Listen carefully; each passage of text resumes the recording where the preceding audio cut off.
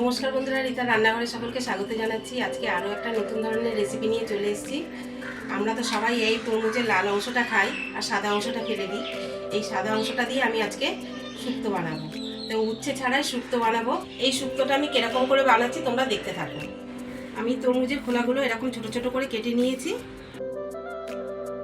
তার সাথে নিয়েছি সর্ষে, রাঁধুনি, আদা, নুন, চালমগজ, পোস্ত, হলুদ, দুধ আর মসুর ডাল। মসুর ডালটা আমি এখন পেস্ট করে নেব। আর একটু সর্ষে বাটা নিয়েছি। আমি এখন মসুর ডালটা পেস্ট করে নেব। ডাল বাটাটা আমার হয়ে গেছে।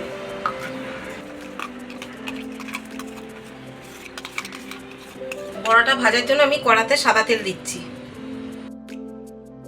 এরকম ছোট ছোট করে ভাজতে হবে।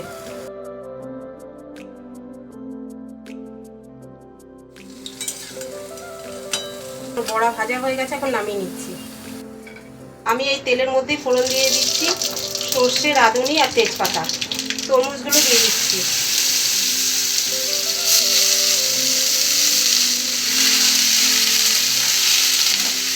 লবণ দিচ্ছি, অল্প হলুদ দিচ্ছি একদম।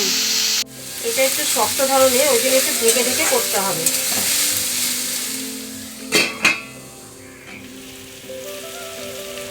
আমি এখন এক এক করে সব মশলা দিয়ে দিচ্ছি। আদা বাটা, চালমগজ আর পোস্ত বাটা, সর্ষে বাটা। এখন দুধ দিয়ে দিচ্ছি।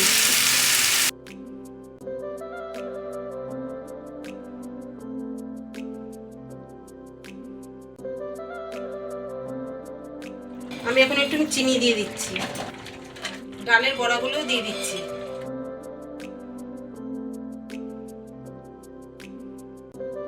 বন্ধুরা, উচ্ছে বা করলা ছাড়াই আমরা শুক্তো বানিয়ে ফেললাম। তোমরা এরকম করে বানিয়ে ঘরে খেয়ে দেখবে কিরকম লাগে। বন্ধুরা, শুক্তো আমার হয়ে গেছে। আমি এখন শুক্তো নামিয়ে দিচ্ছি।